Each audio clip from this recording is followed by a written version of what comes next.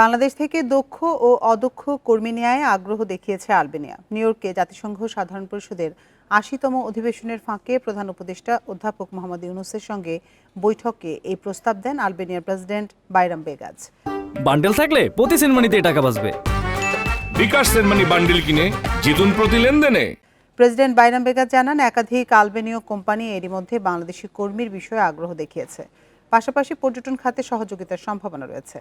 প্রধান উপদেষ্টা ইউনূস এই উদ্যোগকে স্বাগত জানিয়ে ভিসা প্রক্রিয়া সহজ করার আহ্বান জানান। বর্তমানে বাংলাদেশিদের নয়াদিল্লি থেকে ভিসা আবেদন করতে হয়। প্রেসিডেন্ট বেগাজ জানান, বাংলাদেশি নাগরিকদের জন্য ই ভিসা চালুর বিষয়টি বিবেচনায় রয়েছে। পরে তিনি আলবেনিয়ার বিশ্ববিদ্যালয়গুলো বাংলাদেশি শিক্ষার্থীদের ভর্তির জন্য প্রস্তুত বলেও জানান।